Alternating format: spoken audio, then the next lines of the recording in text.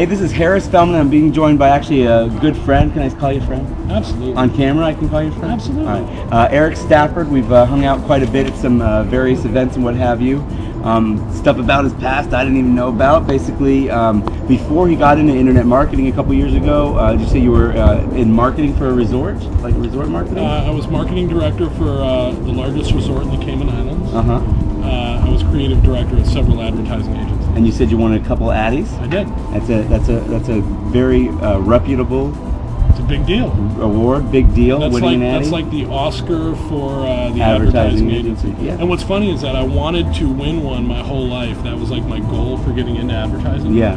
And I didn't win it until I actually had launched my first internet marketing digital product and quit my job and started full time with my business. I got a note that I had won one for work I had done the previous year. Awesome. Yeah, so I'm working like 80 hours a week to win this award, and then I finally win it, and I'm like, I have my own business, I'm making more money, I'm working less, and I'm like, oh, great. Awesome. It's funny how your goals change.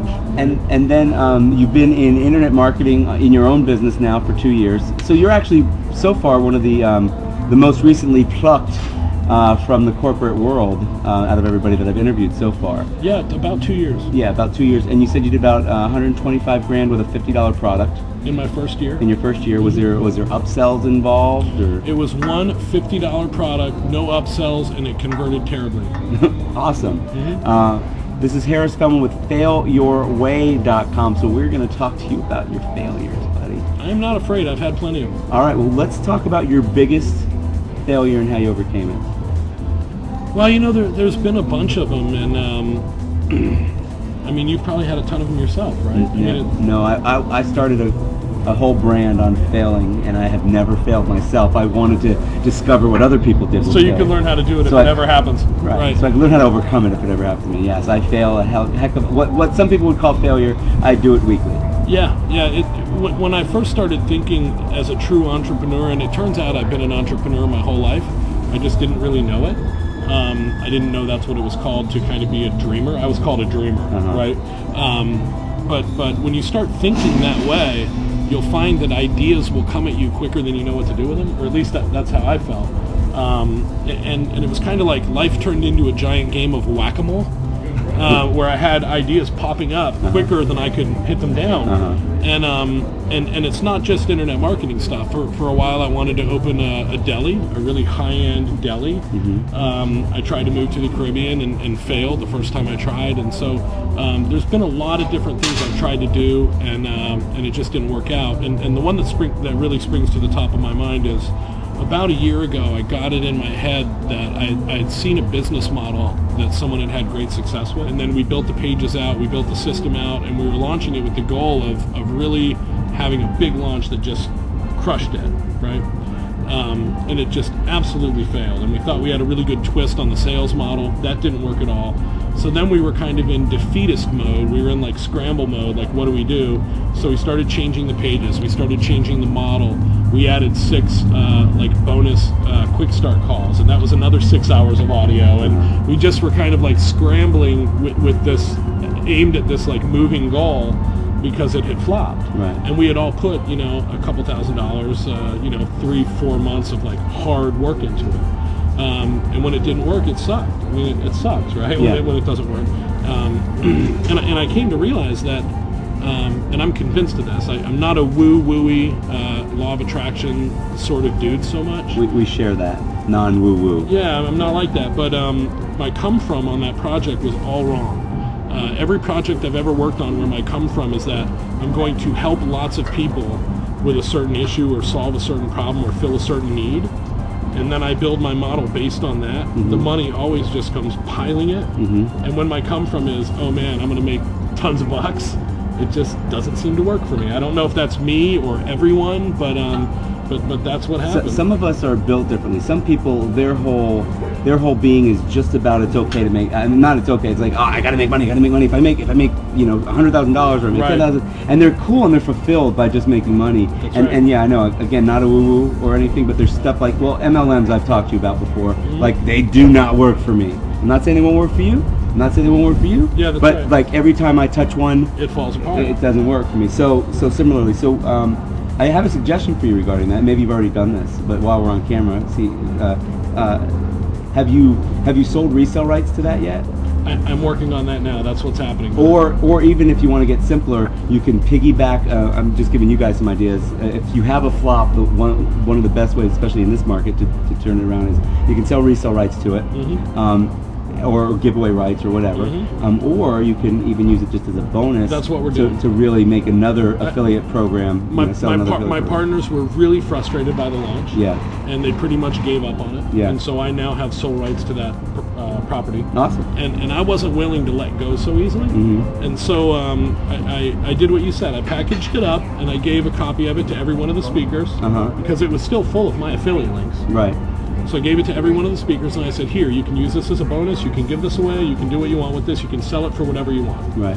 And then I also started using it on giveaways and as upsells, one-time offers on some of my existing stuff. Great. It worked great. And it works great in a different form. Absolutely. Rebundling in a different form. All right, so my other question that I had for you was, do you think you view failure differently than most people? I think I do now, for sure. I didn't in the past. I mean, there's always setbacks in life. There's ups and downs. But have you ever heard I'm sure you've heard the phrase "fail forward"? Yeah. And that's really what it is when you're doing stuff that has such a high amount of leverage in it. Yeah.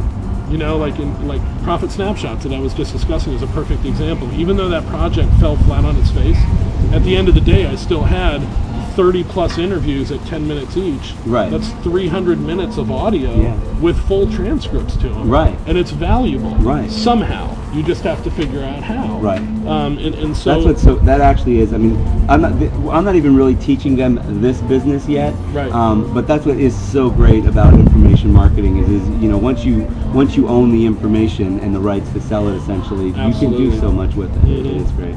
Yeah, I think I do view failure a little different. Now I think I kind of view it as it's like air. It's one of the key things that I need to do in order to be successful. Yeah. Because it's the only way you learn from your mistakes, and you have to just, you know, you're going to take chances. Well, just hear what you just said. It's the only way you learn from your mistakes. Well, it's a mistake. I mean, it's like a common phrase to say learn from your mistakes, but that means you failed. A mistake is a failure, right?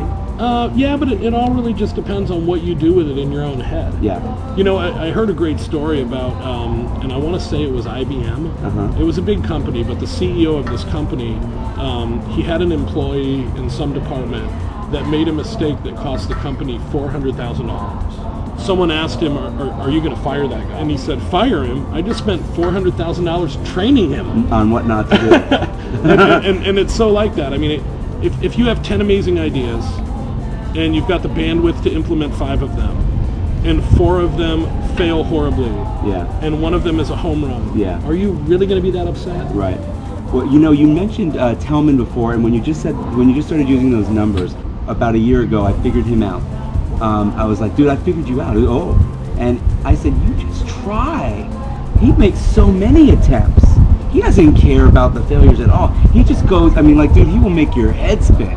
I mean, he does this, and then just picks the stuff that wins. I said, like, in that amount of time that you just said, oh, if you've got 10 things and you've got the brainwidth to do 5, he's done 50. Yeah, he's been through. Yeah. So if you have 1 to succeed, he's going to have 45 that failed and 5 that succeed. Yeah, that's so right. That's what I mean. That like, and I bring him up because he's more successful than I am.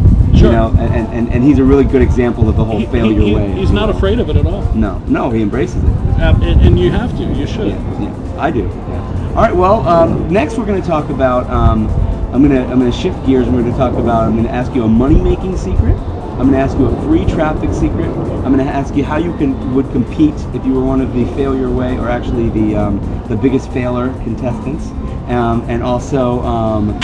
Start from scratch. What would you do if you're starting from scratch? But don't answer yet. And again, this has been Harris Spellman and Erik Stafford. Eric, by the way, for all of you, your site is Faster Webmaster? The Faster Webmaster. The Faster Webmaster, and your Faster Webmaster is your Twitter account. At Faster Webmaster on Twitter. Right. So twitter.com/Faster Webmaster. Check it out.